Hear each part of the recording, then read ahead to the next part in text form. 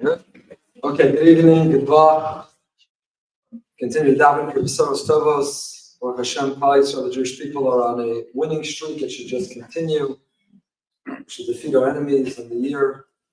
With its curses should end. Tachal Hashem and Birchaseh, we should begin the year and its brachos. And what a way to end the year with this special privilege, special opportunity, the week of Rosh Hashanah itself. I know for everyone here, there were 5 people who wanted to be here tonight who couldn't, which is why we didn't tell you in advance, but we are recording it for them, with Rabbi Russell's permission. And I know you didn't come to hear me, so I'll really just very briefly introduce Rabbi Russell by thanking him. We had the privilege of meeting first last year, again this year, and certain people you meet right away, and instantly you feel I found a friend. And more than a friend, I found a mentor and a guide. And I think for our generation, whether it's Rabbi Russell's incredible book, which everybody, every parent, grandparent, aspiring parent should read, or whether it's those who've listened to the talks online and offline, for clients from the Jewish people to have a compass and a guide as we're navigating our way through very stormy seas and very difficult times and trying to make sense out of chaos.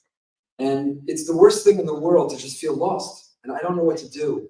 And practically, what am I meant to react and what am I meant to say and how do I guide, how do I lift, how do I trust, how do I love? And to have someone who's so steeped in Torah, that's been in Torah for so many years and learning, who also has the backing and the accomplishment in psychology, in therapy, in the world of mental health, and the combination of the two authentically. You're not like a rabbi for a Chassidic Rebbe who read a few articles and a few books and puts it together and for an hour and a half tries to entertain people and inspire them to do more study on their own, but to really be the source and resource of that is a gift. It's nothing short of a gift to Klal Yisrael. So I'll say this publicly, hopefully not get in trouble because we've begun to discuss, but we haven't locked it in. Tonight is a little appetizer. We're whetting the appetite. We're very blessed that Rabbi Russell's family in Hollywood, I'm grateful they're here too, and Mazel Tov on the recent Simcha. So he has reason to be in South Florida. We hopped around to have him up here tonight, one of the busiest weeks of the year. But this is not it. We're planning a major Shabbos with Rabbi Russell and a Kesher Nafshi weekend around it. There will be a weekend filled with inspiration and chizuk for all in need, and are there any who don't need, who aren't trying to figure things out. So tonight is just the beginning. It's just to whet the appetite. It's just to get us started. And I want to thank from my heart. In theory, he's in Florida, not working, and not speaking and not lecturing, but through this newfound friendship, we pushed a little bit and we made tonight happen. So I'm incredibly grateful for the friendship and the mentorship and for being here tonight and sharing the inspiration with us to help us as we're entering the Yom Tov, which are days of awe, and for too many people are awful days for themselves and what it triggers within them, for a sense of loneliness and a reality of their lives, for their own children, as it's caused them to look in the mirror and consider where they're at. And there's nobody better to help us with that compass navigate our way so that these days of awe cannot be awful days, but be uplifting and inspiring days. Without any further ado, Rabbi Shimon Russell.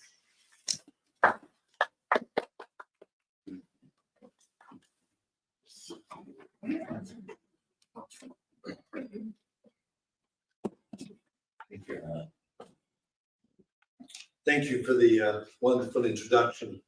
We go with thank you. And feelings mutual. So thank you all for coming. I appreciate it very much. It's always a bit nerve-wracking. You go out of town and 4 people come because they got the wrong night. Let me start with a story.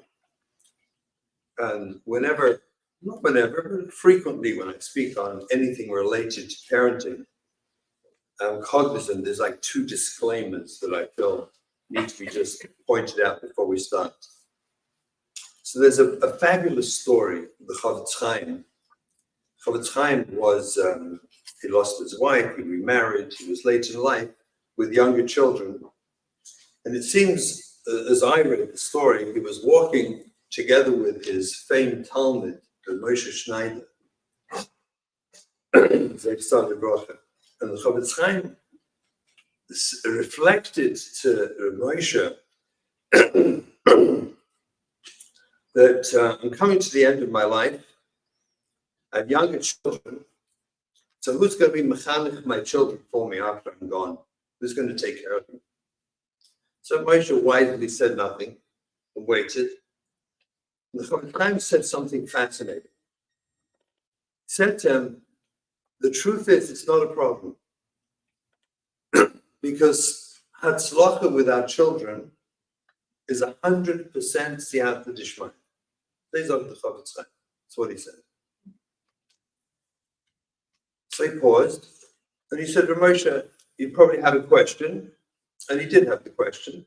And he said, this was the question.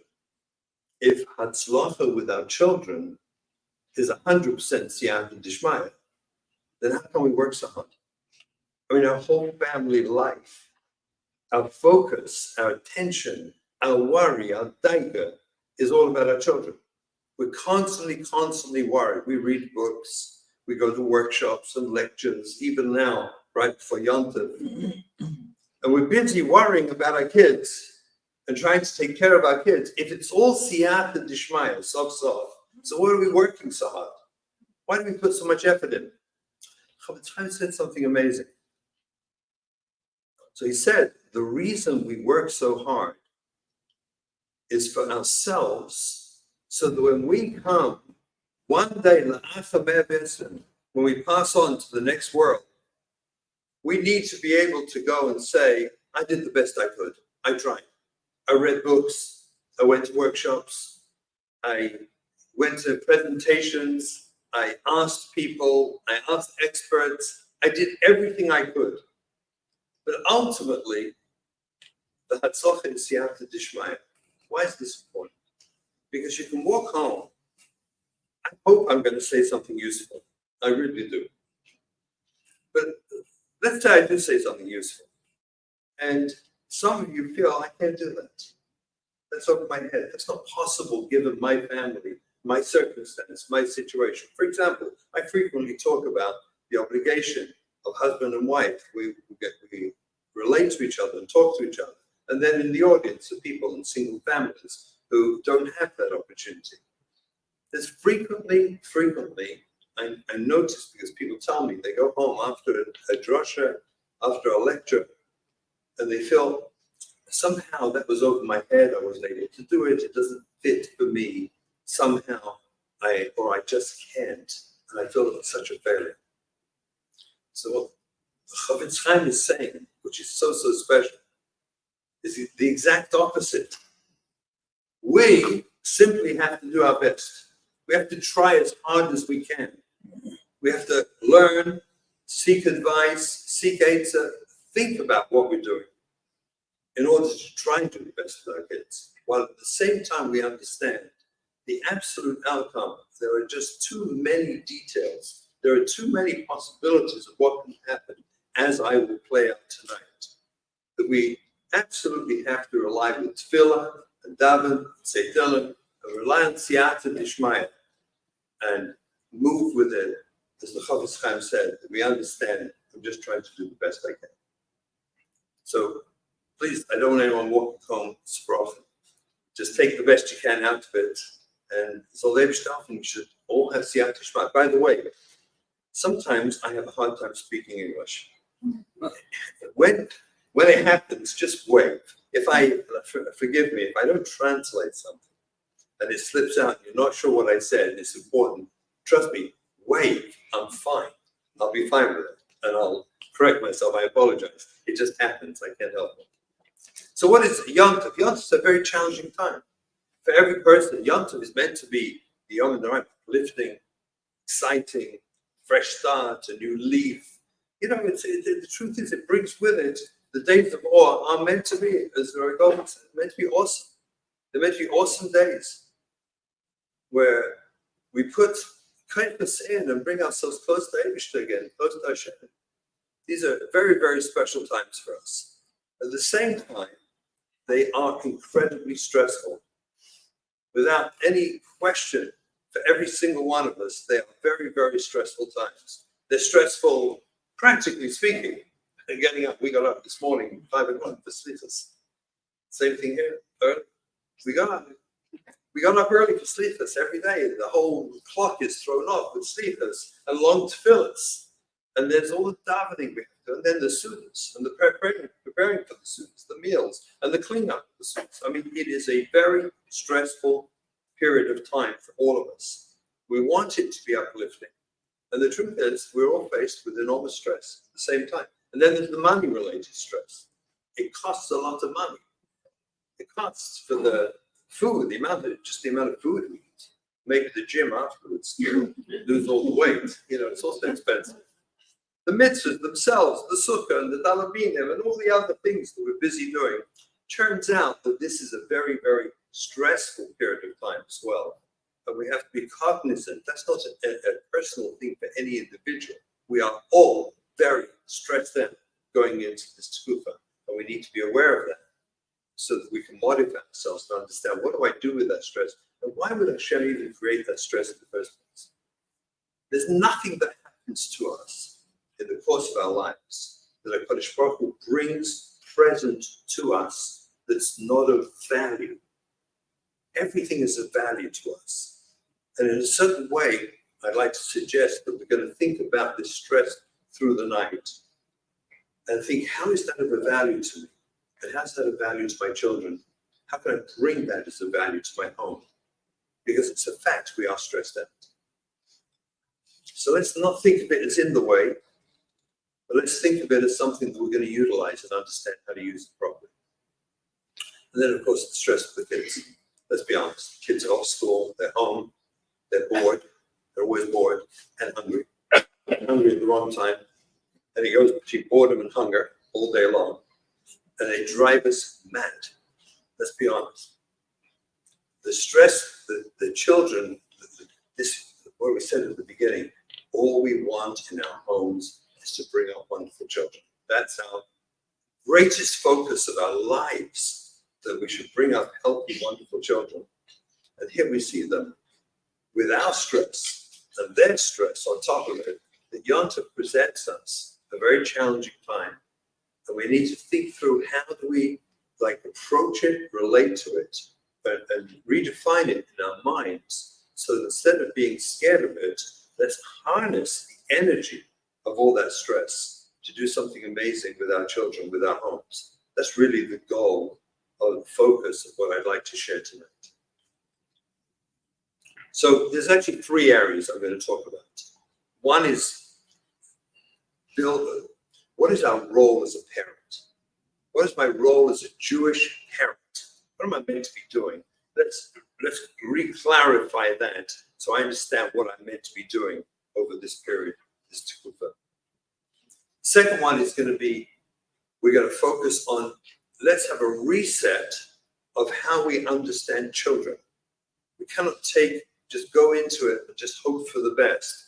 But we need to, like everything else we do in this tekufa, this period of the year, where we rethink things, we also have to rethink, how do I relate to my children? How do I understand my children, bringing up kids? How do I understand their struggles, their issues? And how do I understand that from the perspective of Hashem? How does that work? And then we're going to bring it together. Hopefully, the third part will be some practical advice, guidance for what we're actually going to do with our kids. It's going to be helpful for all of us, and so that we can all have the ultimate experience. So let's start with a story. And this story, it's a well-known story. I personally like this story because there's so much relevance we can pull out of this story. And it's the famous story, I wrote about it in the book, the story with the Baba Rebbe of Shlomo Halberstam, saying son in the Brocha. Famous story, where one day he was walking, this is after the Holocaust, and he was walking to shul one time with his son. And on the way to shul, he passed by a Yid on Shabbos, sitting there smoking. And he stopped, the Rebbe stopped, and he saw this man smoking. And he turned to him and he said, maybe you want to come to our shul with us? Maybe you'll come and daven with us? And he declined. He said, no, it's not for me. I'm done with that. I'm finished with that. And he continued smoking. And they left and wished him for Shabbos and left. There are variations on this story, by the way. It doesn't really matter. The essence of the story is what's important. So then the next Shabbos, they come by, and there he is sitting there again and smoking. He points out, they ask him again, they stop for Shabbos, would you care to join us, come to our shul, come daven with us. A Mechal Shabbos, a person who's not keeping Shabbos in public. And the Rebbe asked him, please come with us. And he said he was once 1,000 in Europe. He said, come be 1,000. Wonderful, we need 1,000. Maybe you could be 1,000. And he declined. And this went on week after week of him declining, as they saw him many times. The Rebbe's son, turned to him. And he said something so profound. He said to him, Tati, he said, he's Mechal Shabbos Vahesi. He's not keeping Shabbos. We should have him come to our shul, our basic meditation. He's going to be the chazan. The person is not keeping Shabbos. And the Rebbe said to himself that for us, it has to stay with us internally. We have to live it. Because the Rebbe told him, I don't see a Yid smoking. I see the Nazis smoking. I see Hitler smoking. I don't see a Yid smoking. I see a real Yid. That's not the person who's smoking. There's something so incredibly profound. After some weeks, eventually, it seems that the men agreed, and he came to their shul, and he became the chazan in their shul. And he died in public, and he became the chazan. Years later, if you fast forward, if you remember the story, those who have heard it, apparently the Rebbe was invited one time to a simcha, I think it was, and he came, and of course there's hundreds of people there, and he didn't know who it was, but it was the grandchildren of this man who told him, take a look, these are your grandchildren. These are your grandchildren because you took the time to look deeper. The first step for us as parents, as grandparents, is to look deeper, to look inside our children, in their version of whatever they're doing. Inside that child is a Pintel Yid like any other person, a perfect Shalom, a perfect, wonderful Jew. And we get so wrapped up with the external behavior. We get so upset with whether it's the chutzpah, the defiance, when they don't cooperate with us. We get so lost in trying to fix that we fail to see the panemius of the panemius. We fail to see the real Jew inside and activate and bring out that beautiful Jewish neshama that's inside, because we get lost in the outside, kilu, smoking on the outside, and we get lost. What the Rebbe offered to this Yid was a trauma victim, was traumatized in the war. He was detached from Torah mitzvahs. He was detached from himself. And what the Rebbe in one moment offered him was reattachment, which is really what's the opposite of trauma. What is trauma? Trauma means detached. If you translate the word trauma, it really means disconnect. The person who has trauma disconnects from life. They disconnect because life is dangerous, it's threatening, so they disconnect. And what the Rebbe offered in one moment was a way to reconnect. And that's really what we're trying to do with our children. The primary first step with all our children. The first goal is reconnection or connection to us, so that we may take them to the place through their connection to us, through attachment. Some years ago, this word attachment, about some 7 or 8 years ago, I made a decision to sort of start talking about this world, this word in the frum world, because to me it represented everything about what we're trying to do. See, you could darshan, you could give drushes to your kids, you can tell them all sorts of speeches, but if you're not attached, if they're not attached to you, connected to you, if they don't resonate to you, if they don't feel they're connected to you, what point is it? As a matter of fact, all those drushes actually repel. They push them away. They don't draw them close. And somehow we get bigger on the drushes and telling them the rules of what they have to do and how they have to behave and trying to perfect their midas at the expense of attachment, of connection. And especially when we're very stressed. Especially at a time like this, when we're looking for compliance in our kids, and we get so focused on the compliance And what we lose is the attachment. The first step for all of us is to rethink how we're going to create a deep attachment with our children. At this time of year, especially, that it's pointless going for compliance if we haven't worked hard enough on attachment. And how do we work on attachment? There's a mitzvah in the Torah, fascinating. There's a mitzvah, everyone knows mitzvah period, right? We're meant to have children, bring them to the world.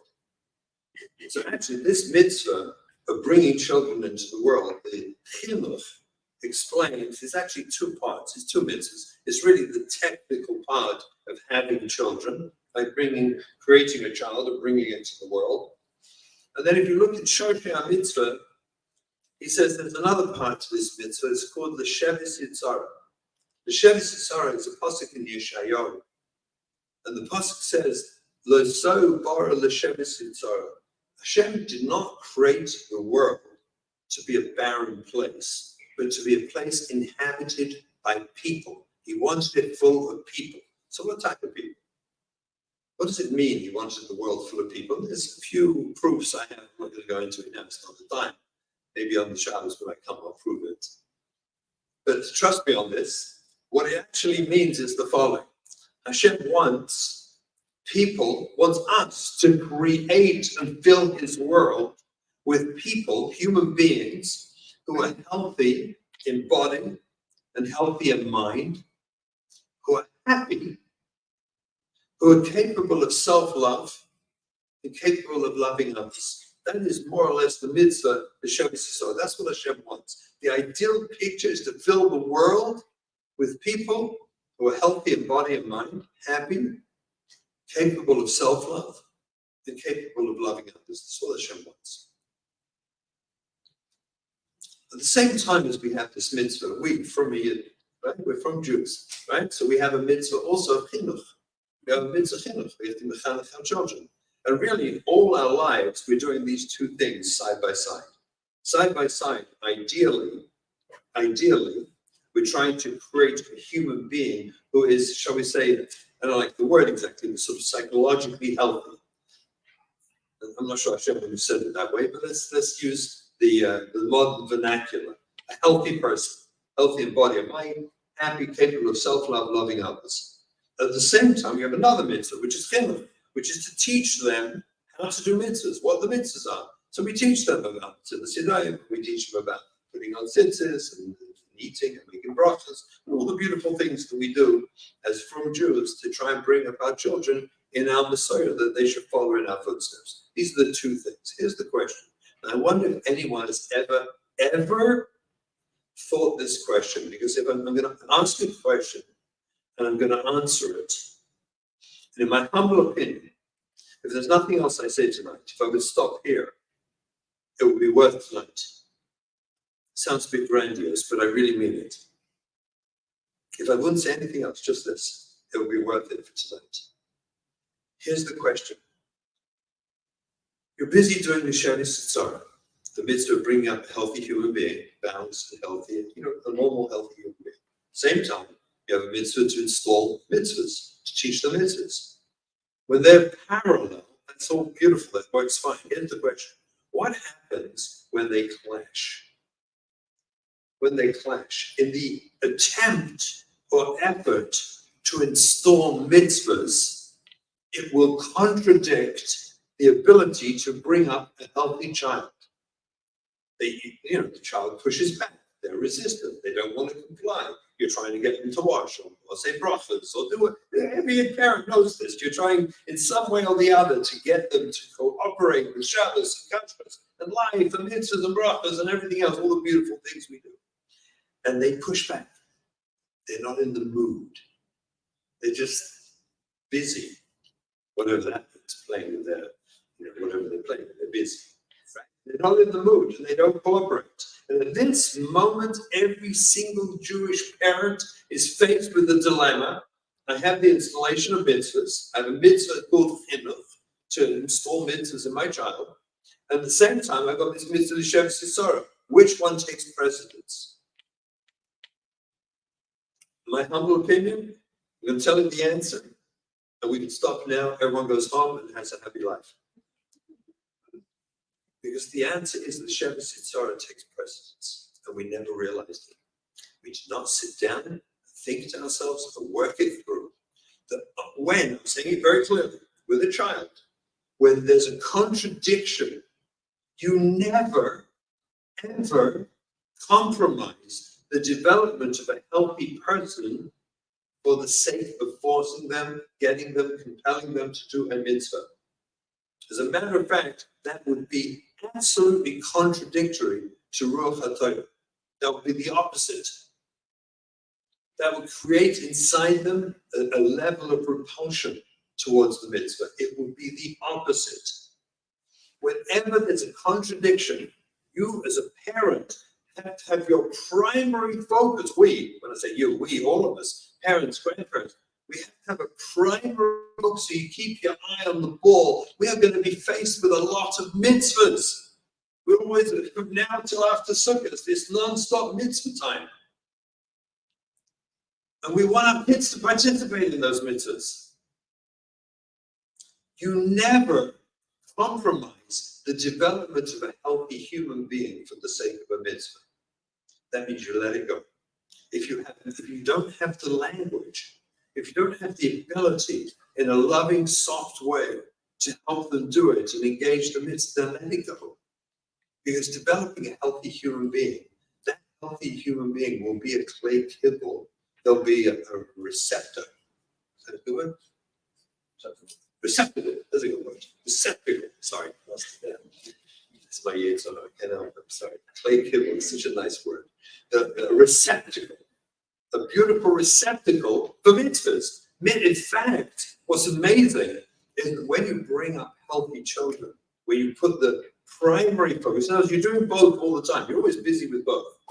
But when there's only, I want to be very clear, when there's that moment of contradiction, you always lean in favor of l'shevet sitzara against the mitzvah. You create a receptacle that later on the mitzvahs fall in just beautiful. They just fall in beautiful. I must ask one of the Gedolim, I asked Rabbi Shimon Kamenetsky, Shlita, lived a long life. He's such an amazing person. And I asked him how many times when they were growing up, if they didn't watch Negavas when they were little kids, did Rabbi Yaakov remind him to do it? How many times did you get nudged to do a mitzvah like Negavas? Bench it once. Benched it one time and then left it alone. No forcing, no pressure, no pushing. Just the confidence that if you bring up a healthy child, you're creating a human being in which mitzvahs will. When we're busy in this tkufa, this period of time, we've got so many mitzvahs we're busy with. Never let go. Always keep your eye on the ball. The Sheva Sitzara comes first. Developing a healthy person takes precedence if and when there's a contradiction. What's the second way we connect our kids to us? So I talk about this all the time. Sometimes people think I'm a bit of a broken record, but quite honestly, it's also one of those so fundamental issues that if we don't have it clear in your head what we're doing to create the attachment to us, well, then we're not going to do it. It's not going to happen. I saw this first in Dan Siegel's, one of his books, where he's talking about attachment. And he mentioned the 4 S's: safe, secure, seen, and soothed. I don't know if the audience is familiar with it. If you're familiar with this, I'll just say it very quickly. This is a whole speech on its own. Maybe when I come back, we'll go very much into detail of what it means. But in short, what it means, safe, secure, seen, and soothed, is the primary focus you have with your children, is to keep in your mind all the time. Am I making sure my children are safe? They're safe from any form of abuse or hurt, or being yelled at or put down or criticized, to be destroyed. I keep them safe. Are they secure with us? Are they secure with our love for each other? Are they secure with the way we approach a Yom Tov with joy and happiness? That it's going to be nice. There's not going to be a last minute putting up the sukkah with everyone screaming and yelling and it's hardly up just 10 minutes to shkia and you still haven't got the sukkah. No. Are they secure? No, it happens. I've seen it, believe me. we got a minimal sukkah. Okay, we got enough for the men to stand in the up. It's like crazy. Are they secure with our life? And that security plays out in how we approach the Yom Tov. What I'm going to speak about in a moment, how they experience us in this Yom Tov, in this preparation for an enjoyment of Yom Tov. Are they secure that we're having a good time? Are they seen? Do we notice them? Seen is like, probably the most important thing in this world. People tend to have a bunch of kids. I don't know if anyone ever thought about it. You got the kids, you speak to each other. Where's the kids? Let's get the kids in the bar. Let's get the kids in the car. There's this thing called kids. And we just manipulate the kids. It's the kids. It's such a crazy thought because when they grow up, and the youngest is 25, and the oldest is who knows what, 40, they are 100% different people. You all know that. You have siblings. They got different people, different families, different rules, different knowledge. We look alike, and there's certain similarities, but we're different. Well, that started young. That's actually, again, when I come back, I'll give a share on Chanech and Abiyah. See, I'm getting pulled into it already. But people darshan, it's unbelievable. I've heard so many drashas from very well-meaning people, and halfway through the drasha they say, educate your child according to his derech. And they think that if they say it loud enough, you'll know how to do it. They're very passionate. You ever seen that? It's like, suddenly you all go home and know what to do. It absolutely makes no sense. So one time I sat down, I had a whole share on how do you actually do it? What does it mean? Because darko, that vav, al pi darko. One chacham once said to me, one wise guy, in question, he said, Chalet al pi darko. He said, no. The vav is talking about the mechanech. He said, Chanech na al pi darko shala'av. You have to be mechanech according to the derech of the father. You can't get more crazy than that. We have to look at our kids and know who they are. I mean, how many of us stand back and really think about the uniqueness of our children? That's seen. We have to see them. I tried very, very hard in my, when I finally upped, the mess we were making of our kids, and I finally upped and decided to try and do it right. Friday night, during the week, I would always, I give them a bracha Friday night. So during the week, I would actually observe them and try and notice something special. So when I give them a bracha, I give them a kiss Friday night, I could whisper in their ear something I noticed that week that was unique about them. That's seen. And by the way, seen can be also, I see you're struggling with this. It doesn't always have to be just a mila. Sometimes a gentle, reflection of something they're struggling with is also a bracha. It's a wonderful bracha for them. But they know we have to notice our kids. That's seen. And the last one is soothed.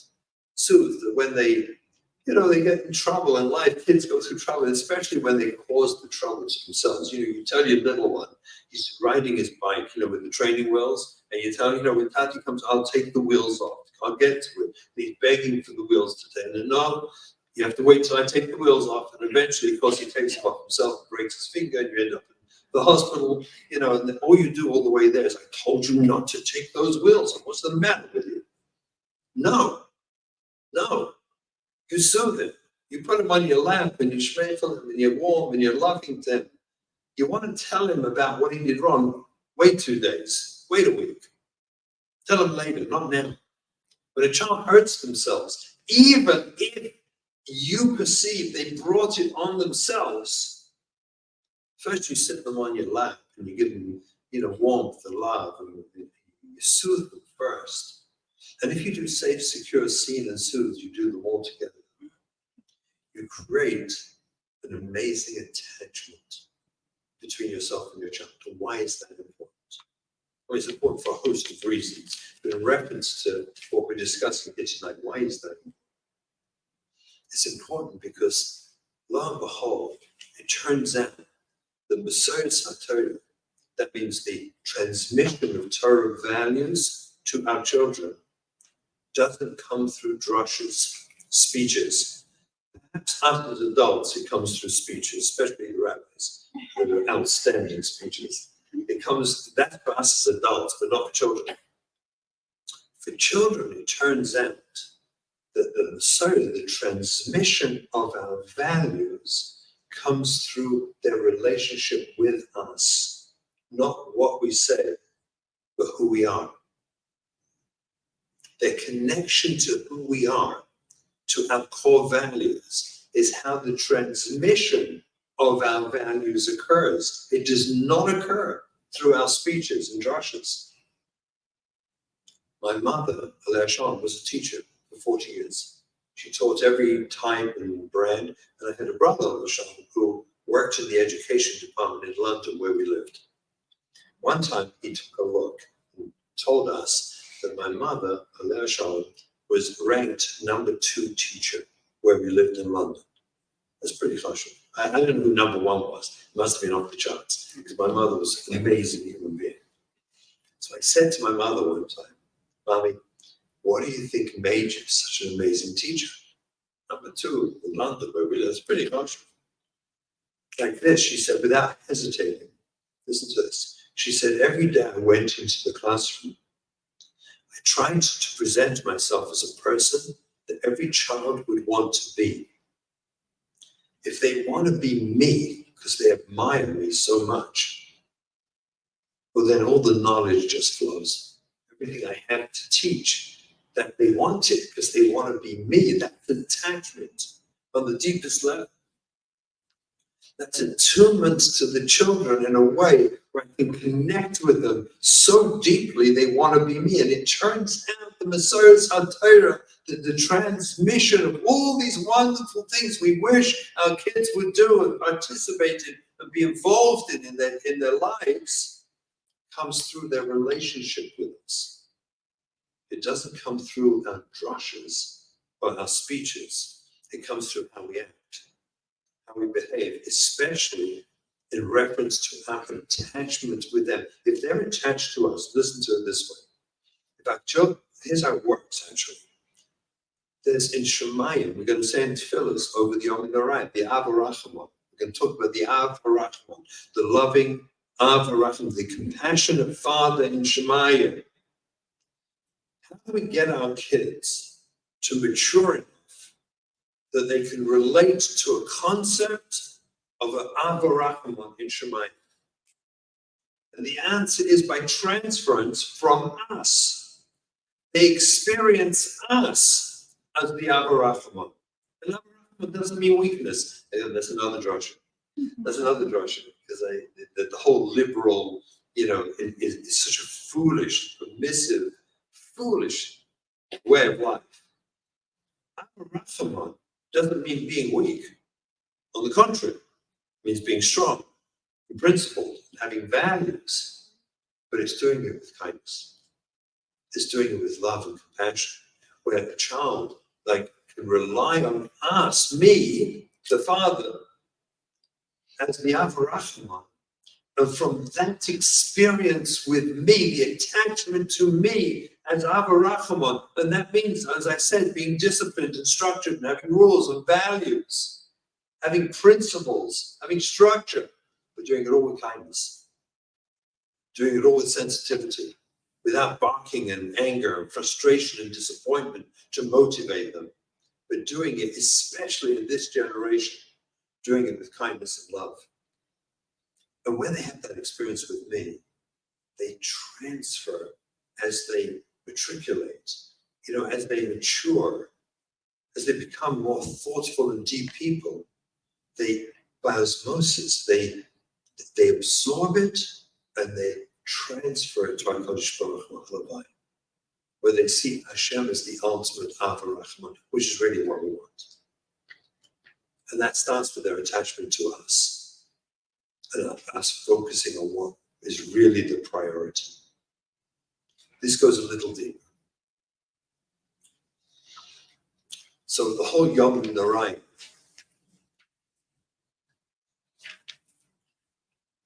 what's the point of the Yom Tov? So we are going through a period now where the focus in Kippur is about tshuva. We start with Mamlech Hashem, Rosh Hashanah, where we acknowledge Hashem's kingship. We come to Yom Kippur, we do tshuva, and then we rejoice with simcha. We rejoice together, reattached to Hashem, over Sukkot, culminating in Simchas Torah with the joy of attachment, the pleasure of the connection to HaKadosh Baruch Hu. It's all about reconnecting to Hashem. Tshuva means to go back. I mean, in a simple language, we've strayed, we've distanced ourselves from Hashem. And we didn't do it deliberately, obviously not. And the greatest gift, when you think about it, I always think about it, the most incredible gift we haven't got from Hashem is probably the Yom Tov. Imagine if we wouldn't have a yearly reset, Chas v'shalom. Imagine where we would fall to, how far we would stray if we didn't have this yearly reset, where we can think it through and start again, afresh in our lives and our commitment and our relationship to Hashem. Tshuva is about sham, it's about going back to the connection to our HaKadosh Baruch Hu. And so, as we go through this period, how do we do that? How do we reconnect? If the principle, the ultimate, if you think of all Torah mitzvahs reaching up to a pinnacle and a peak, what would be at the top of all the Torah mitzvahs? Like what's the apex? What's at the pinnacle of that pyramid of all the Torah mitzvahs? Is a mitzvah called Davka Bay, connect to God. The Davka Bay, connect to HaKadosh Baruch Hu. Everything is meant to bring us and sweep us back to a relationship with Hashem. What does that actually mean? To be connected to Hashem. So the Torah Devar explains it's a principle based on of emulating Hashem's midas, Hashem's characteristics, Hashem's qualities, and we analyze and define that's what we're going to do over this period. We're doing it in the slichas, the davening, it's all there through the tefillahs, is that we work through, ideally, what are the midas of Hashem? What are his qualities? And we emulate those qualities, bringing godliness into our lives and bringing us into a connection with Hashem. Now think about it. What do we want our kids to witness? What do we want them to see? Here we are at perhaps the most, I don't know, it's arguable, maybe Pesach. I don't know, the ladies will probably time the Pesach is more stressful. I'm not sure, could be. But that's also a great time for the same, we could say the same drasha there. We're going through a tremendously stressful time, we said, on so many different levels.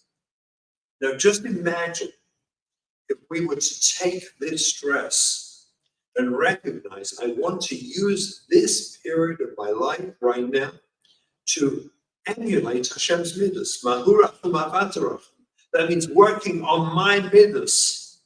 That means trying to be kind, sensitive, tuned into each other, husband and wife, to friends, to our neighbors, to our children, be tuned in, dafka at a time that is so tremendously stressful.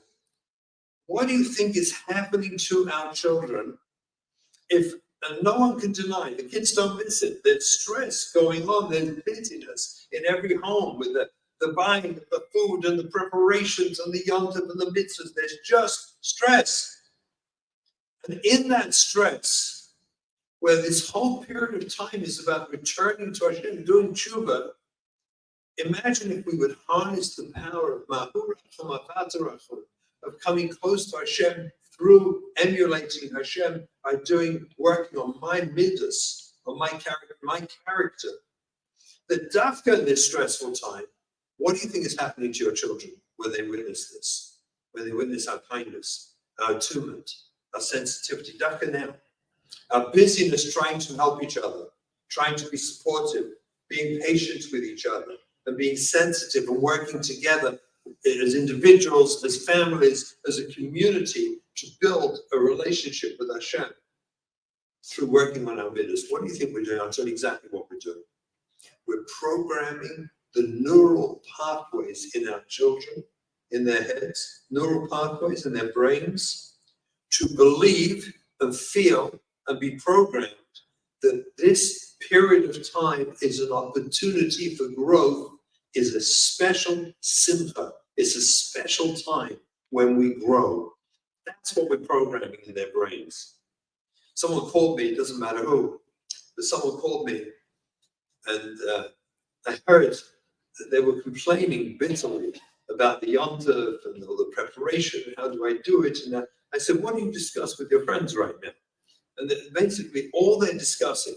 So I asked this young lady, where are your children when you're complaining to each other how hard this whole period of time is, and you're complaining about the food and the preparation and the buying and the cost and the stress and the cleanup and the thing and the preparation and what you're making and everything. When you're complaining about it, where are your children? I think we know. Imagine the difference if in this period of time, when we are trying to emulate Hashem, we're going to prioritize working on our midas, on our character, our personality. I'm going to work on my midas doubly hard, more than I ever normally do. I'm going to work now to make sure my wife or my husband is cared for and thought about. And we're going to be sensitive and tuned in with our neighbors and our friends. We're all going to tune into each other and be supportive to each other. Imagine what we're doing to our children. I will tell you that we're going to do more for that in terms of what we're programming in our children about our Messiah, about our values, about the chashivas of Yadus, the chashivas of being a Jew, than any possible drasha could ever teach them. You're actually programming them for success by converting the stressful period of time, this period of time, into one of loving care and support for each other. You're programming your children for the ultimate success in this world and for the joy and connection to the Untitled and to our Messiah.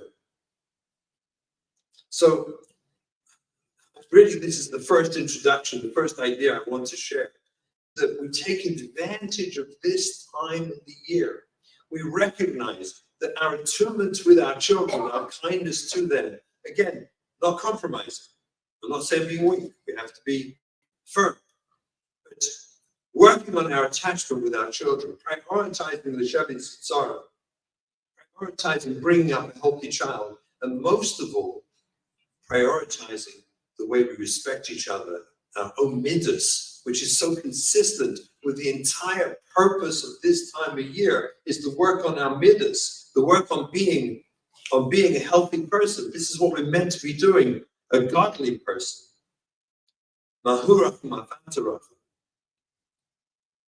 If we can work on that now, then we're actually programming our kids for the most ultimate success in life. It doesn't matter what struggles and issues are going to come in their way. The neural programs we put into them, the program them for success. That's our first job. That's the first job we have to do. Okay. Now, the second thought I had is this. We need to reset ourselves on how do we understand our children. How do we understand, Hashem sends children into this world. How do we understand the gift of these children? Because frankly, when most of us, when our children are born, we all imagine this incredibly perfect human being. We hold it and imagine who this amazing person is going to be. The next grand rabbi, greatest Rebbetzin, a wonderful person, asking for Klal Yisrael. We imagine to ourselves. But what's the truth? It says, Gemara Nida Tesayin on the base. The Gemara, the Talmud says the following. It says there's a malach, an angel, in charge, a malach mamuna al-A'irai. There's a malach, an angel in charge of pregnancy. And his name is Laila. What's his name? Laila Shmai. Noitel Tipa, he takes a drop of embryonic fluid, but Mamida Lifnei Amok, and he puts it before Hashem. And he says, Tipa Zu Matiana, what's it going to be? Chacham or Tipish, be smart or stupid. Gibber or Cholish, strong or weak. Oshir or money, rich or poor. Ve'ilu Sadik Rosh Loitama, is it Sadik or Rosh? That doesn't say. Ki Akol B'dei Shemayim, Chutz Miyir Shemayim. Everything is B'dei Shemayim. except Yerushalayim. Tzaddik Rosh, you've got to work on yourself. That's your job in this world. But everything else comes b'dei Shemayim. Listen to this. It's so amazing. So absolutely amazing. The Torah is replete, as Rabbi Goldberg said before, it's replete with the most profound psychological insights attuned to the spiritual reality that we live in. And to miss it makes our lives so much harder. But when we embrace it, you can breathe again. Because this is what the Gemara said. What is this? A kol b'dei Shemayim chutz miYerushalayim. Everything is b'dei Shemayim. Everything. Except Yerushalayim. Tzaddik Rosh. What does it mean, hakol? Hakol b'dei Shemayim. Everything is from Shemayim. What does that mean, those words? Everything is from Shemayim. Except Yerushalayim. What does it mean? So Rashi tells us. And Rashi says something so amazing. Because Rashi says, Kol midosav v'karosav shel Adam boin lo b'gezeres melech. All a person's midas, characteristics, personality, who they are, the person who you are when you come back to this world, the essence, the core of your personality, your character. Kol midosav v'kol karosav, and all the events that transpire in the course of your life, that influence your life. The friend next door who drove my kid crazy, right? And the teacher who destroyed my kid in 4th grade. The events that happen to your children. This is Rashi. This is so amazing. The midas, characteristics and personality, the korosov, and the events that happen to your child are all boin lo b'gezeres melech. It's all minishmai. That's an amazing statement. It means like this. You have a lazy kid. You decide your kid's lazy. You beg them to come help clean the table, prepare the table, take out the garbage. You ever had that experience? Anyone? No. No? Yeah, you wouldn't know what I'm talking about. The kid says, I'm busy. Leave me alone. I'm busy. Yeah, I'm coming. Remember that one? I'm coming. One of these years, probably. And you're obsessed inside with the thought or feeling this selfish. This kid's so lazy. Driving crazy, just lazy. And you want to throttle them, While they're not looking, you look at your spouse and you're going like mad. Let's think this through. According to Rashi, no one had that experience. Should I just move on? Okay. So according to Rashi, this is Rashi. And he brings science to the Medrash. Kol midosav v'karosav boin lo b'gezeres melech. Is, let's say you're right. In that moment, you happen to be accurate, and you've decided your kid is lazy. They are mukha, they're damaged with laziness. They're an atzlan. That is a factual truth. You could get 10 psychologists who will do a battery of tests, and we will determine, yes, your kid is lazy. It's true. And you can breathe a sigh of relief now. It's official. It's when they don't help you, they're officially lazy. That kid. We got that one? Most homes have one, by the way. Okay. So you go over to your kid and say, what is the matter with you? You're lazy. You're lazy. Now, what should the child say in truth? They should look up at you. Remember, they're 10 years old. And they should look up at you and say, well, yeah. Yeah. That's how God made me. And Rashi says that I got that from God. And frankly, I'm not sure what you're so upset about. And the way I see it personally is I'm lazy and it's your job to help me get out of it. And he's not being very helpful at the moment, the way he's speaking to me. No, just call me all his midas. Kylo, good and bad. Kid is selfish, self-centered, insensitive. They're behaving in a way that drives us frankly crazy. We wonder what's going to be with this kid. It's a chutzpah. By the way, this is the moment where, you want to tell your kid, when I was a kid, let me tell you something. Now, this sentence, if you ever say it, please don't finish it. Let it go. Don't ever finish that sentence. It's a lousy sentence to say to your kids. They say that like every 5 years, a new generation. What's the point? When you were a kid, you're an old fogey. You're an antique. You don't know how to program the microwave clock. They can do it like this. He tells us, the Medrash, the Gemara is telling us something so amazingly profound. And in these three areas, Gibor Chalash, that physical world we live in, I think, and no one says this, but I think it's true. Asher Ani is the environment we live in, and Chacham or Tipish is our internal world. These are the three dimensions: internal, our physical world, and the external world. These three worlds, everything is B'dei Shemayim. Your child, if indeed it turns out they are self-centered or selfish, that's our job to help them with. And it doesn't help them by accusing them of being selfish or self-centered or getting angry when they're not helpful. If indeed it was true, which is what might say not, they're just being kids. That's kids. But we need to reset in our brains, especially when we come into this stressful time in Yom Narayim, what actually is a kid? A kid is a work in progress. I do not expect of them. Turns out the single best intervention to get a teenager to take a garbage out of the house. Shall I give it to you now? This is money back. Okay, this is it. You're going to say, no, it's Kedai tonight for this line. Listen to this carefully, but it has to be authentic. If it's not authentic, it doesn't work. You tell your teenager, I'd really appreciate it if you could take the garbage out, but you don't have to. It's perfectly fine. I'm happy to do it. I'm happy to do it. And it has to be authentic, not manipulative. No, I'll do it. Don't worry, I'll take care of it. No. No, that doesn't work. It is completely, genuinely authentic. I am more than happy to take the garbage in. It will be helpful to me if you could, but if you're busy, because they're always busy, doing nothing, okay?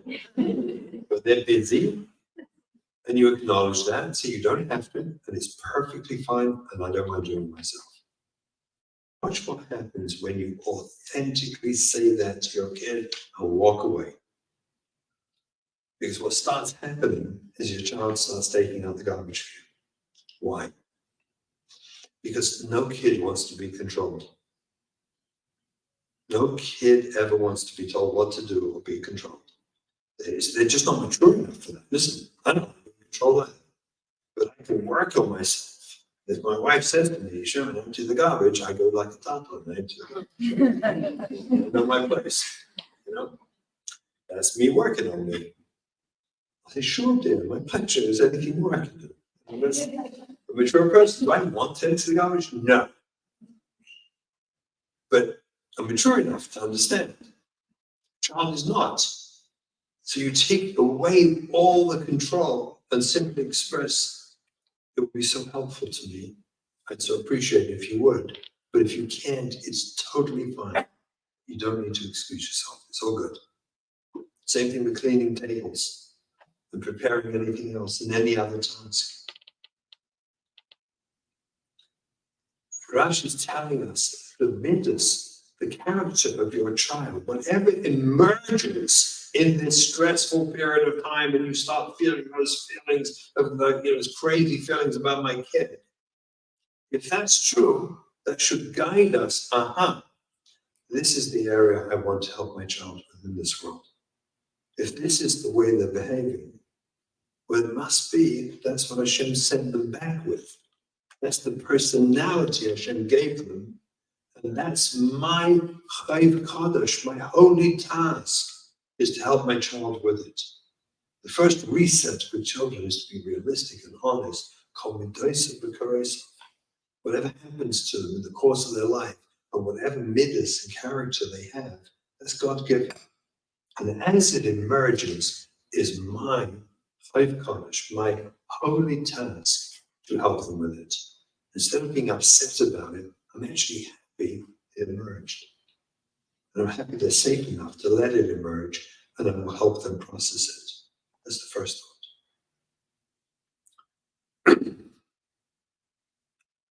The Chasam Sofer, amazing Chasam Sofer, he was one of the great Gedolei Rabbanim and Poskim of Klal Yisrael. So he quotes a pasuk in Joshua Hesed in the Chasam Sofer. It's a pasuk in Koheles. You know what? Let me just paraphrase it and explain it. It's so beautiful. He says, like the pasuk says in Koheles, "Eilacha eretz shemalkecha nar v'sarecha b'boker yachel." Oy vey for a country whose malkecha, whose king is a nar, a child. He became, his father died and became the king, and he was a little kid. Oy vey for a country whose king is a child. The sarecha and the ministers around him, b'boker yachel, eat breakfast. It's not a literal translation, but it's close. B'boker yachel, they eat in the morning. Strange pasuk. What's it talking about? So the Chasam Sofer explains something amazing. When a king, a child, the nature of a child is to be childish. These are his words. It is the nature of a child to be childish. You ever heard the word in like Yiddish? They say the word, it's such nourishkeit. Right? Nourish. You're nourished. What's the word nourish? It comes to the word nar. The nar is like an adolescent, a child. And we say, why are you acting such nourishkeit? And they should, by all rights, say, because I'm a nar. That's what I do for a living. That is my way. I'm a nar. I mean, it's so strange. We blame them for it. And you can tell an adult that's nourishkeit. That's like a hurtful thing. That's true. But not a child. That's what they're meant to be. Since the Chasam Sofer, it is completely normal for a child to be childish and act childish. And we expect of them to be childish because they're not developed. They're not mature. And they do childish things. Brisker Rav had a mice, a fabulous mice of Brisker Rav, the famous Brisker Rav. He had a meeting in Yerushalayim with all the Gedolei Yerushalayim. His son was then a little boy, 2-3 years old, and he's got a long table, and he's at this mice show. It's unbelievable story. It's a crazy story. Only Brisker can do this. It's such a Brisker story. Brisker, they're shooters. They're like, so clear about things. He said he's in the middle of the meeting, sitting there at the Rav, and there's a long table with Gedolei Rabbanim from Yerushalayim sitting at the table. And his son climbs up on the table, walks down the table. You have to be cringeworthy, right? Wrong, cringeworthy. Imagine they do that during your meal, right? When you got company over. Walks down the table, jumps off, walks around, and climbs back up. And he does this again and again and again. Eventually, one of the Rabbanim turns to him and says, "Rebbe, teach us. There's no fear of him, you have nothing mechanic him, you have to teach him." And the Rav said, he's not Megir L'Chinuch, he's under 6. There's no fear of him. He's a child. He's not fear of him. What are you talking about? He's a kid. It bothers you, it doesn't bother me. It's such a Brisker mind, it's such a classic, brilliant Brisker mind story. It's just, I'm not sure I could do it. I'm not such a Brisker, I'm not sure. I'm not sure any of us could do it. But it tells us something. Children are childish. Childish. Nar-ish. Childish. That's what they are. And they're meant to be. And on the contrary, he says in this story, Eilacha eretz, I wait for a country whose king is a nar, and the ministers of both. This is how he titled it. It's amazing. He says, what's the job of the ministers of the king? It can't be. Shlomo Melech was a nar. He was 14 when he became the king. So it can't be, it's bad for a country whose king is a nar, because Shlomo Melech was 14 and he was a great king for Klal Yisrael. So he says, Oy vey goes on, the ministers eat breakfast. It's parenthetical. Oy vey is not oy vey, the king is a child. In a country where the king is a child, oy vey, the ministers eat breakfast. What does it mean? It means like this. What's the job of the ministers if the king becomes a king as a child? he's going to take the scepter and start flying up in the air, like playing within the crown, or be like with the crown. No, it's not cool. You can't do that. You're a king. So what do the ministers do around him? They protect him. They cover up for him. They guide him until he becomes old and mature enough to be a king that everyone respects. In the meantime, they cover up. They make sure he doesn't play with the crown and the scepter and all the rest of it and jump up and down on the throne. No, you don't do that. The king doesn't do that. They protect him. Listen to this. He says, but what happens if he's the king and every time he does something wrong, they jump in, no, you mustn't do that. And they yell at him every time. No, you don't play with the scepter. Instead of giving him a toy scepter to play with, give him a toy crown. Let him play with that. No, every time he does something wrong, they bark at him and yell at him. This is how he teaches the word, in his youth, his early part, morning, the early parts of his life, they eat him up. They criticize him. They constantly knock him. He says, oy vey for such a country that has a king who's a child, and the ministers knock him and knock him and knock him and knock him, because he'll never grow up to be a real king, to be able to lead the country. They'll destroy him, they'll dry him out, they'll ruin his spirit. Children have to be children. Child has to be allowed to be. There's thousands of stories of children who were childish and they did those crazy things. I bet you we have a few in this room. I bet you. Who did some, I know we do actually, a few. Some nutty things, some one of them. Who did some crazy stuff. Unfortunately, we had parents who looked away. We didn't make a fuss about it. We have to allow the child to be child. Actually, that word, nar, of Hirsch, is a beautiful husband of that word, nam. The word nam means le naher, to shake off. That's what it means, to shake off. The child is born when they're little.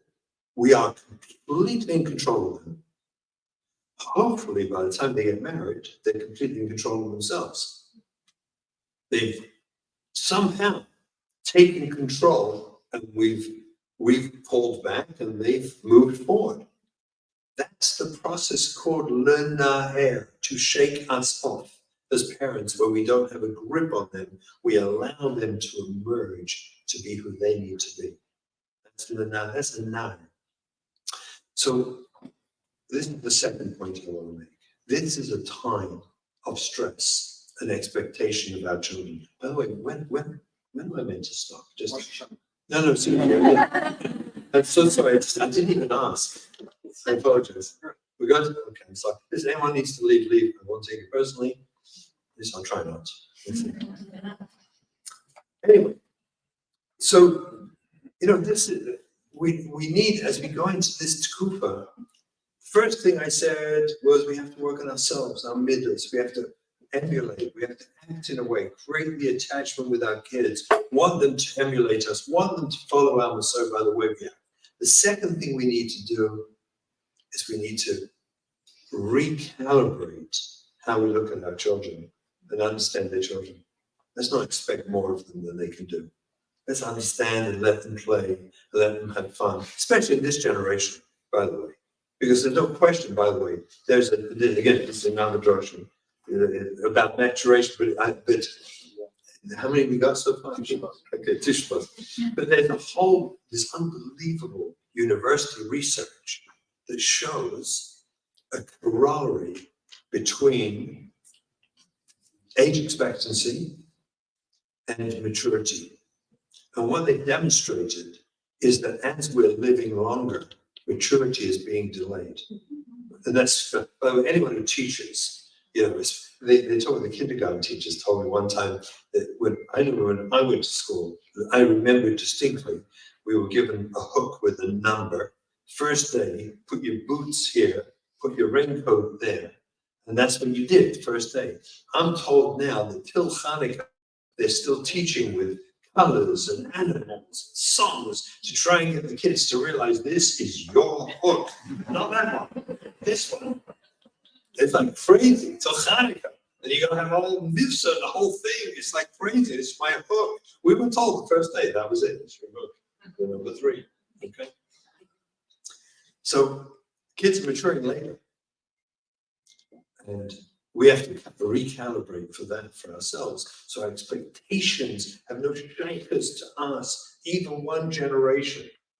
Kids are going to be delayed maturity-wise from us. They will do things differently than the way to. So that's the second thing, is after the primary of working on ourselves and understanding attachment, the next thing we have to do is make sure we recalibrate how we look at our kids, what we expect children to be. Children, the thing called children, what is our expectation of children? So we can relax it and not drive ourselves crazy as we feel our kids aren't doing the things we wish they were doing. It's the second thing. Okay, now some practical ideas. I think we're waiting for this, but it'll make sense now. Look, the fact is that in this generation, unfortunately, for right or for wrong, Kadosh Baruch Hu put into the world, that's for sure, right, but he put into the world challenges that probably didn't exist in previous generations, but when I say probably, factually, did not exist. When I grew up, there was certainly no internet. There was no computer. The computer didn't exist. When I grew up, it was a world where there was a thing you would remember called clockwork. Remember clockwork? Things clockwork. You wound it up. Clockwork. Today, the kids don't know. Most people here would know what I'm doing if I did this. What would I be doing if I did this? What would I be doing? Turning what? What am I doing? The tape. Who said it? It's the tape, right? You're going, all right. Remember that? Tape. Well, the kid knows what a tape is. You know, it's like a tape. The penny's dropping. Right? The tape. Right? Watch this again. Tape. Right? You put it in the car, you pull it out, and the whole thing goes wild. Remember those days? Right? And you take the tape, you put a pencil, because it's got the edges, and it just fits. Everyone kept a pencil in the tape box, so you can type your tape. No one knows what that is. I mean, the world is called crazy. It's just crazy. And the primary thing I see is, for most children, the reliance on screens to alleviate their boredom. So they're busy with games, tablets, things, and with screen-related game things. And they're busy with it, and it gets their attention. Comes a 3-day Yom Tov, boredom sets in. I urge parents, before Yom Tov, sit down with your kids. Do not wait till Yom Tov. Now, today, tomorrow, not tonight, they're asleep. They're asleep, right? They're dancing and partying in your house right now. Tomorrow, sit down with your kids. You have to sit down with your kids before Yom Tov and create realistic expectations. You have to acknowledge to them so they're not hurt. It's not their fault that the world they live in has screens and games, lots and lots of fun games that never existed. Kids today, I mean, the research is pretty awful about the amount kids read today. We grew up reading. We read and we went out and played ball. The kids barely do that anymore. Just go and play ball. Who takes a ball to the park and kicks it around? It sounds like something Charles Dickens. You know, what is a ball? You kick a ball? What? You mean that you play, soccer? No, we just kick a ball around in the park or frisbee. I mean, who does that? They're glued to all these clever things that get their attention, which are very, very convenient if you want to subdue them and, just like anesthesia, instead of anesthetic, we give them toys and it keeps them all quiet. This is a major problem when it comes to 3-day Yom Tov. They can barely get through a Shabbos, forget about 3-day Yom Tov. And again, it troubles me that we don't recognize this and validate the children and acknowledge it to them 2-3 days before Yom Tov and sit down with them and say to them, Kedalach, we've got Yom Tov coming. We're going to have a wonderful time, it's true. But it's going to be very, very hard for you who can't play your games and use your screens and toys and all the rest of it, these things, it's going to be very, very hard for you. Let's plan for success. Let's talk about it now. And the biggest thing that I think we make an error in is we don't validate the kids enough. We actually give them like a mitzvah drasha about their dependency on these things, right? We criticize them for their dependency. We get upset with them. You're so glued to it all. Who bought it for them?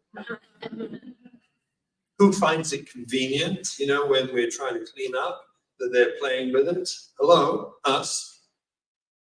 And then we give them a mitzvah drasha. It's the exact wrong thing to do to them.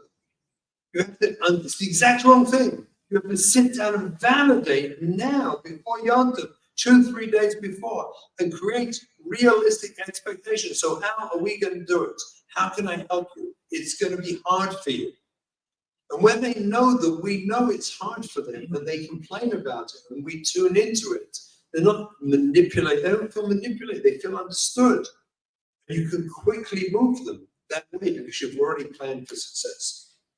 Speak to them now, because it's going to be hard for the little ones, especially because kids don't read. They just don't enjoy it so much anymore. Get them books. Be creative with them, games and books and whatever, special things. How are we going to get through this? But validate for them, it's going to be hard. Instead of muscling, about your dependency on this stuff, don't muscle them. Validate them that this is the world you live in, and this stuff exists in the world you live in. And therefore we want to help you. In the same way, we want to plan for success a few days before Yom Tov. What is expectations for davening, depending on the age of the kid? Like how much do we expect you to be there or not be there? Sure. And how much do we expect you to daven? One of my kids was very, very learning to say. So I took a siddur, and with a yellow highlighter, I marked a couple of things in that siddur that said, this year, that's enough. You do that, you're good to go. Beginning and end of a paragraph. And I said, we'll add every year on your birthday, we'll add some more. So over every year on the birthday, what are you going to add, Tom? What are you going to add? And I'll add something more, a little bit more, so the person feels I'm growing up and I'm developing, but it's attuned to the fact that they can't do it. So why would we expect it of them? And I gifted him a siddur. Here's your siddur. This is your siddur you use. Just do the yellow parts. We're good. Hashem's going to be very proud of you. We have to plan with them in advance for what are our expectations that are realistic and reasonable for them. What should we expect of them? And what should they expect of themselves? We have to tune into that. There's another thing that bothers me very much. Can I just ask him a davening? Yeah. You treat it like a garbage. It would mean a lot to me and make me happy if you came to davening, but you do what's good for you. It depends on the child. The truth is, this subject is so huge because it depends on the type of kid and which type. There are some, look, let's be honest, I didn't modify this at all for kids who are not interested but are enjoying it. And then the kids who are. I don't like, personally, to guilt children into doing mitzvahs. I don't like to imply something that would mean so much to me if you would. There's something I think inherently unhealthy in do it for me, Schaefer. It's like rewarding kids. You know what we're saying to the kid? It's like giving a prize. I have this fight with the schools all the time about it, about rewarding kids for going to davening. What are you saying to the kids? I mean, it's really crazy, but think about it. We all know you hate davening, and davening is a horrible thing. So how much money can I use to get you to do it? It reinforces that they know that I know that they know that I know they know it's horrible. It's crazy. And it's not spoken about, but that's how it feels. I know it gets done. All my career, my practice, kids with religious trauma have been telling me these things all the time. It's like we all knew it was horrible. The more horrible it is, the more they can ask you. See, people say, this is for you. People say, Tom Chacham. So people say, but the Rishonim say,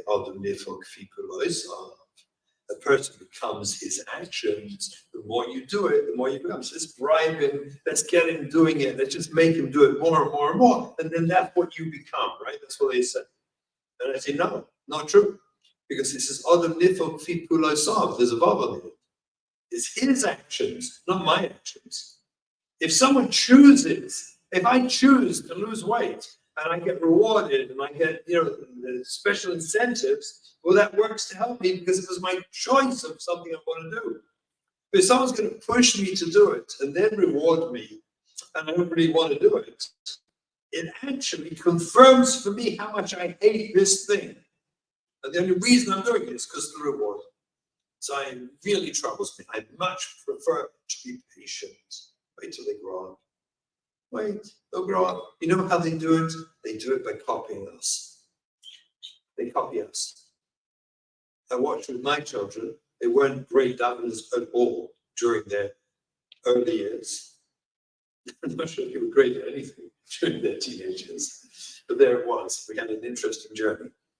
But what's amazing to watch, am I right about this? Maybe my son was here. Am I right or wrong? That later on, they daven. And when they daven, it's super serious. It's super genuine. And I never once ever had a conversation ever about how you should daven. I just did it. I was it. Am I correct? Is that? But I never told them. I never incentivized them. On the contrary, I told them, no, it's not for you. What I do isn't for you. Don't try and be me. I always told them, don't try and be me. I enjoy that. I enjoy it. You'll see what happens when you grow up. And incredibly, am I right? They daven sincerely. It's amazing to watch. Let's plan for success. Let's talk to them before Yom Tov. The Dvatar. Anyone say Dvatar anymore? People do. They like to say Dvatar. You ever had that agonizing experience when there's no one left but you saying the Dvatar? Like who are you saying it to? I don't know. The Malachim, thank God. I saw it. The journal of what was it? One second, do I have it here? Let me just, yes.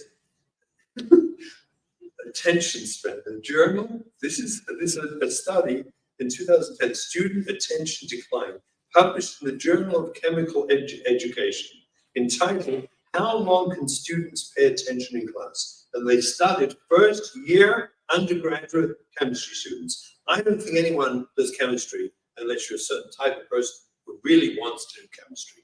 That's not the nitful license, right? You really gotta want to do chemistry, yeah? So in this, they published this. The researchers were observing what was the first spike of lack of attention in these first-year undergraduate students. And they found that everyone had a first lapse of attention within a minute, and the majority within 30 seconds. It's crazy. I can give you the research article. It's crazy. What happens at our table? At most tables, you launch off into your Dvatar, and everyone falls asleep. The kids disappear, and you go crazy. Then you have to force them to be there, which is like a nightmare. And usually the mother is going crazy, right? She's going nuts, like leave her alone, It's like, oh, no, I gotta see my Dvatar because my father, remember my Zaydis. We all sat there. Mr. Zayd. He said, Dvatar. In my house, I watched this happen and I realized this is not working. So I developed the SMV. You know what the SMV is? It's the short, meaningful vort. I actually put a lot of effort every Thursday night. I sat and went through the parasha to find short, meaningful voice. You know, short, meaningful what? Under 2 minutes. You got to pack a doozy of a good word based on a pasuk. You don't have to include the New York Times. That's for the rabbi, for the drosha. But for us, it's just a pasuk chumash with preferably a good insight, and you pack it under 2 minutes. Now, if you really do good, what do we have? SMV. A seriously short, meaningful word. And I can do it under 30 seconds sometimes. It depends on the mood of the crowd. But I'll tell you what happens, it's so amazing, is that when you really do, you prepare, and you want to say Torah at your table, you want to say something nice, you should, and there should be something nice, but you do it short and meaningful. The goal is to get conversation. Do you understand? The goal isn't that we're going to teach them a word so they can have a word. That's not the point. The point is we're going to say something, hopefully a little bit interesting and inspirational, that will evoke conversation. That's what we want at our table. My Rebbe, I want to tell you, Rabbi Salman, son of Rocha, my Rebbe, very good Rebbe, he didn't like the Pasha sheets on the table. He spoke against them. He didn't want Pasha sheets. He felt that too many kids got traumatized for those Pasha sheets, from being fed publicly, proven. They don't even know the name of the Pasha. That's for sure not. Pasha, do we have Pasha? Yes, Pasha. They're just traumatized. I mean, no problem. Do a Pasha, do it privately. No, the table you want a short, meaningful word. I'll tell you a story. Amazing. I'm going to finish up in a moment. Here we go. Fine. This is good, right? We did good.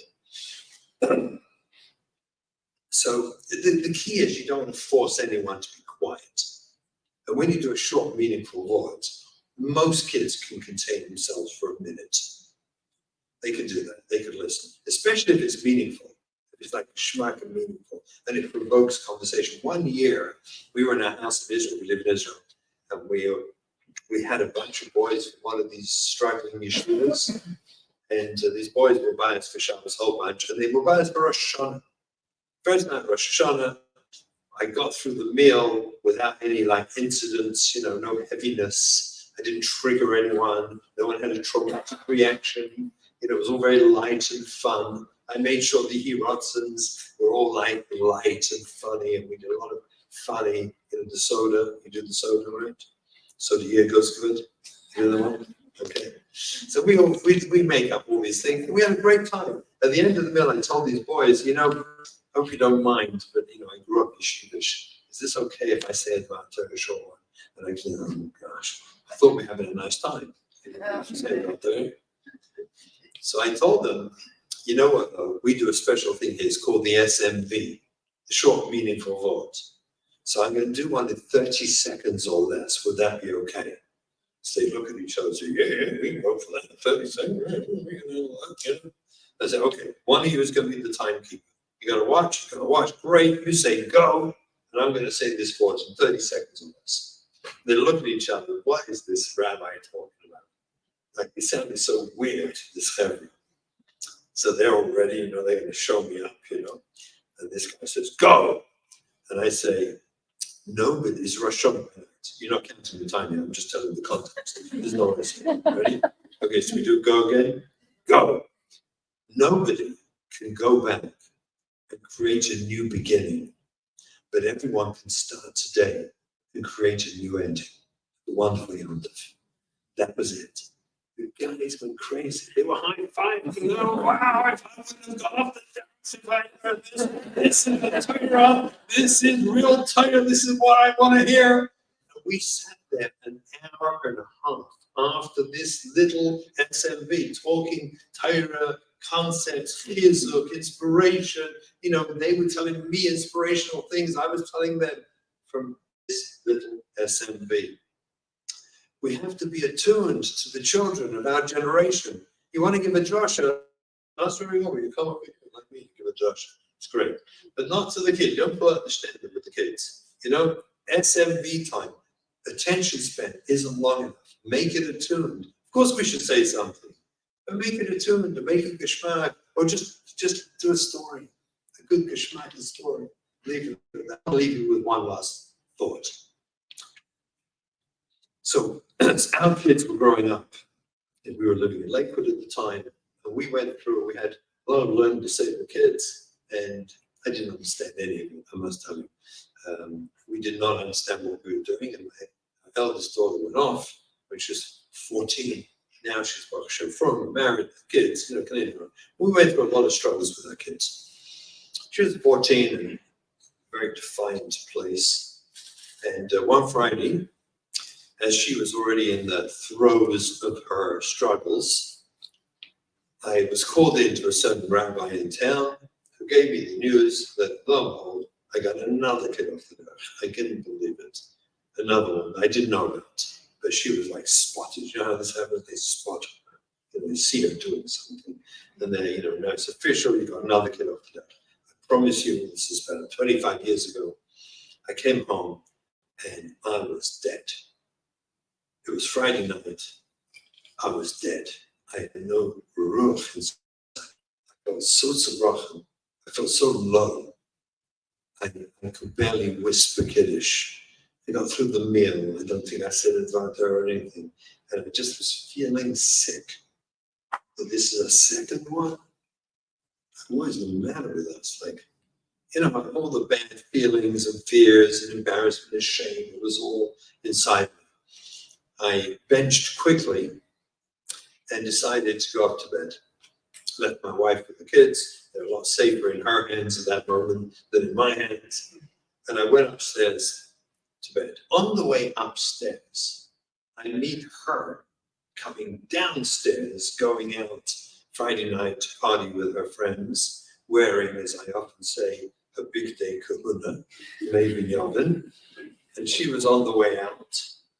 And I was coming upstairs. She had sat there for a while until I triggered her too much. And she couldn't handle being around my morose, miserable personality that night.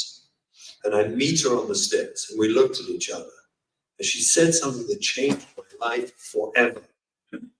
She gave me a gift that was so profound, it was so penetrating and painful, that it changed my life forever.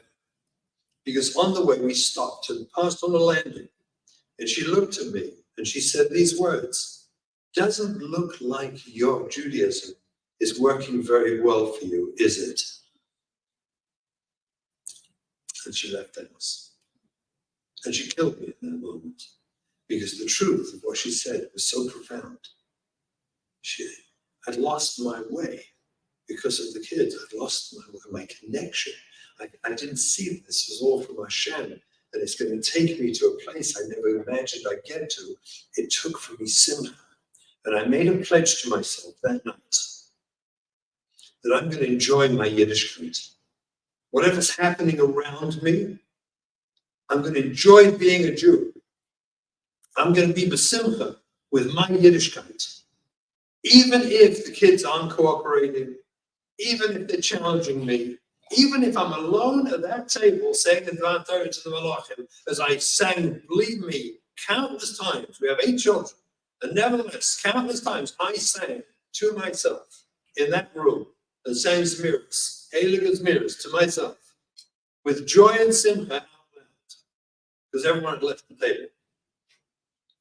And I reclaimed, thanks to her, my joy, recognized that it called the Avid Rahman, the Taba of it, whenever Hashem offers these, that's good, it's all good. But we've got to see that. And I've got to enrich my Yiddishkeit. I've got to be the embodiment of Simcha. It's Zman Simcha Seinu we're coming to.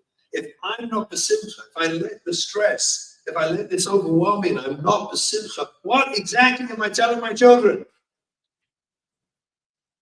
And so I decided to commit myself to living like a Jew, regardless of what happens around me. Never let it happen again, but to enjoy being frum, and enjoy my mitzvahs, and enjoy my nisyonis, to enjoy my nisyonis, to enjoy my struggles, to let them take me to be a kinder person, a healthier person, a better person, a more loving person. Let them take me there. And lo and behold, that's exactly what happened. It enriched my life. It led me to being here. It led me to being here. Made me the person I am. So let's reclaim the simcha. Let's make sure that despite what's happening, that our children witness us as the embodiment of simcha. And the Zman Simcha Seinu is not just something we say in our tefillah, but it's how we live, and it's how we rejoice with each other, with the Kodesh Baruch Hu this Yom Tov. I hope this is helpful. Have a good Yom Tov. Well, thank you very much for an incredible evening. If there are 10 men who would like to daven Marav, we'll have a Marav menu. Go to the shul.